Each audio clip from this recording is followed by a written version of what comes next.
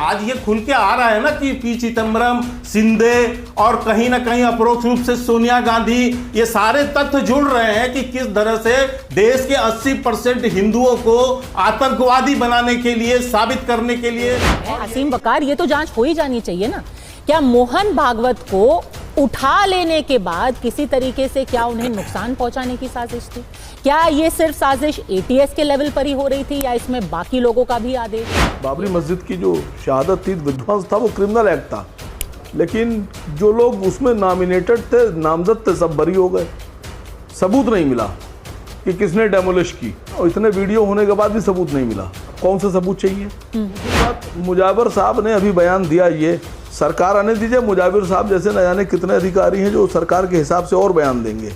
यही अगर मुजावर साहब होंगे तो ये पता नहीं क्या क्या बोलेंगे। सरकार में बहुत ताकत होती है मैडम, बहुत ताकत होती है। पूरे देश का मीडिया बोल रहा है सरकार के लिए, एक आदमी से बुलाना कितनी बड़ी बात है। असीम वकार साहब, ये तो गलत है कि जब आपके मन की बात कोई कहे बात रख रहा हूँ मैडम, तो वो एकदम सच्चा है, सुच्चा। नहीं, मैं सरकार तो मुझसे कुछ कही नहीं रही है। अभी इस वक्त आप मुझ पर दबाव बना रही हैं। सरकार तो मुझसे कुछ कही नहीं रही है बेचारी, आप मुझ पर दबाव बना रही है जबरदस्ती भी कि आप कहिए। तो जब आप इतना प्रेशर बना रही हैं, तो जब सरकार किसी प्रेशर बनाती होगी तो कितना बनाती होगी? अगर उन्होंने ये लोग छोड़े गए हैं तो 10, 15, 20 दिन इंतजार तो करो। बीजेपी ने कोई ना कुछ प्लान किया होगा, सोचा होगा कुछ। इसके बदले में वो तुमसे क्या लेंगे ये पता ही नहीं है तुम्हें। वो सरकार बीजेपी और आरएसएस चला रही है। समझ रहे हो आप?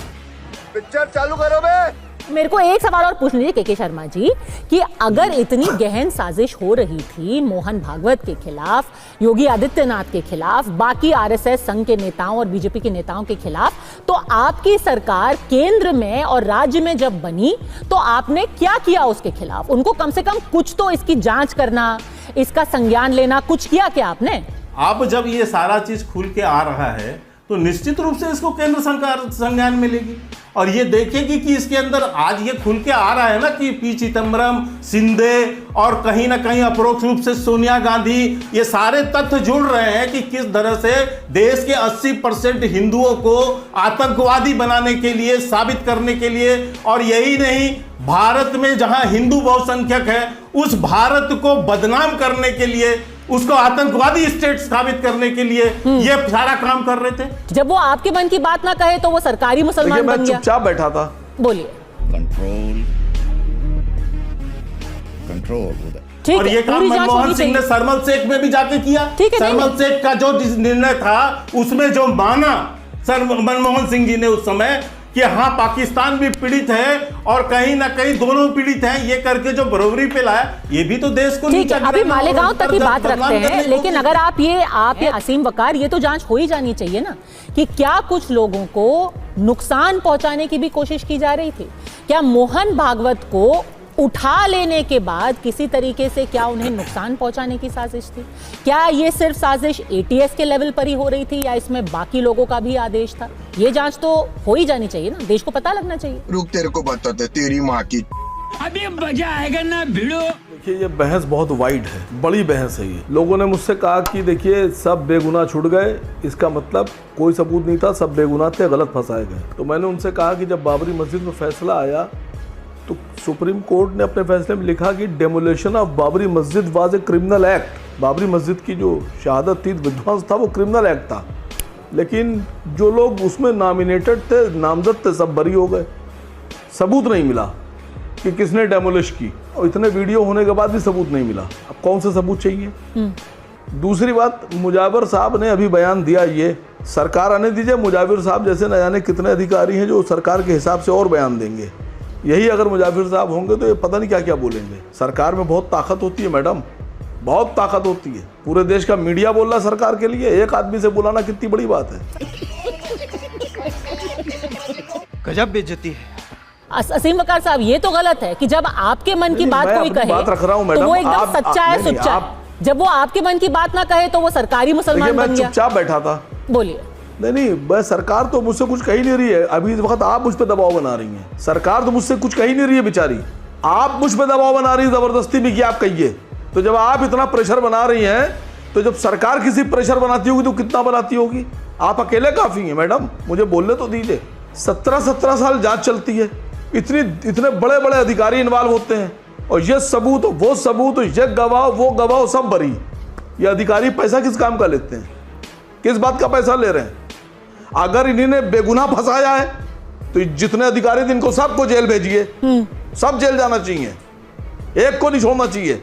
और रिटायर हो गए तो पेंशन बंद कर दीजिए, मर गए तो पेंशन बंद कर दीजिए, सब जितना भी फंडिंग वंडिंग हुई सब वापस दीजिए। ये बड़ी अच्छी बात कही है। क्या बेगुनाह फंसाएंगे लोगों को? और अगर जांच में कोताही की गई है, जांच गड़बड़ की गई है, तो फिर किस बात की विभाग है, बंद कर दीजिए। और जो सबसे बड़ी बात मैडम, जो अहम बात है कि सेना का आरडीएक्स यूज हुआ, जो सेना यूज करती है वो यूज हुआ। आरडीएक्स आया, बम बना, बम फटा, लोग मरे, तो कौन आरडीएक्स लाया और बम लगाया किसने?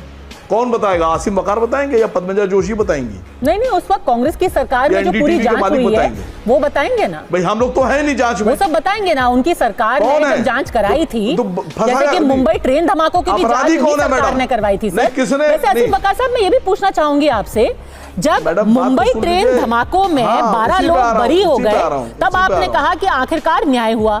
जब मालेगांव धमाकों में 7 लोग बरी हुए, तो आप कह रहे हैं कि देखिए पूरा जो जांच है वो विशिएटेड थी, वो सरकार ने अपने हिसाब से जांच कराई। ऐसे तो नहीं हो सकता। मैडम, एक तरफ वो लोग बेगुनाह हैं, दूसरी तरफ वो सरकार ने बचाए हैं।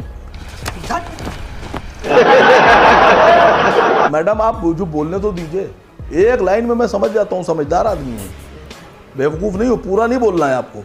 अगर उन्होंने ये लोग छोड़े गए हैं तो 10, 15, 20 दिन इंतजार तो करो। बीजेपी ने कोई ना कुछ प्लान किया होगा, सोचा होगा कुछ, इसके बदले में वो तुमसे क्या लेंगे ये पता ही नहीं है तुम्हें।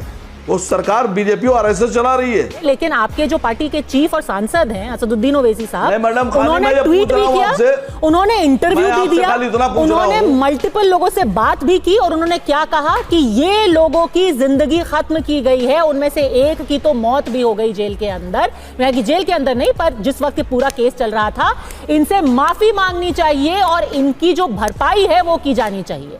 तो जब ट्रेन धमाके में लोग छूटे तो वो पूरी तरीके से बेकसूर थे। आपने कहा कि उनसे देश माफी मांगे, लेकिन 7 लोग अगर मालेगांव में निर्दोष साबित होते हैं तो आप कहते हैं कि भाई सरकार ने पूरा केस अपने हिसाब से बदल दिया। ऐसे कैसे? मैं तुम्हें अभी समझाता हूँ। आप मुझे फंसा नहीं पाइएगा। अरे सर, मैं फंसाने की तो कोशिश भी नहीं कर सकती, ऐसी हिमाकत मैं क्यों करूंगी? दलील नहीं कर पाइएगा मुझे, आप तो लाइन से समझ जाते हैं, पर ये तो बता दीजिए। यही बात तो मैं आपके चैनल पे कह रहा हूँ क्या, कि जिन लोगों ने जांच की है, अगर निर्दोष फंसाया है तो सबको जेल भेजिए। नहीं, आप यही तो मैं कह रहा हूं। अधिकारी की बात की, जांच की बात की, अफसर की बात की, प्रक्रिया की बात की, आपने मेन बात मैं कह रहा हूं अगर लोग फंसाए जा रहे हैं, मालेगांव जांच के बहाने क्या हिंदूवादी नेताओं को फंसाने और उनको आतंकवादी करार करने की कोशिश की? आपके हिसाब से नहीं बोला। और ये किसने कोशिश की? ये किसका प्लान था? मैडम, मसला ये है कि जो सरकार में अधिकारी हैं उनसे पूछिए ना मैं जांच अधिकारी हूं, ना मैं एनआईए में हूं, ना मैं एटीएस में हूं। क्योंकि आपने ट्रेन धमाके पे अपना व्यू दिया था, तो इस पे भी आपका कुछ तो व्यू होगा ना। शंका दी वो रख दी, यहाँ पर दे दिया। खाली ये बता दिए कि अगर आरडीएक्स सेना का यूज हुआ है तो लाया कौन, और लाया और बम किसने बनाया, और लगाया किसने, और फाटा किसने? मैं नहीं बताऊंगा।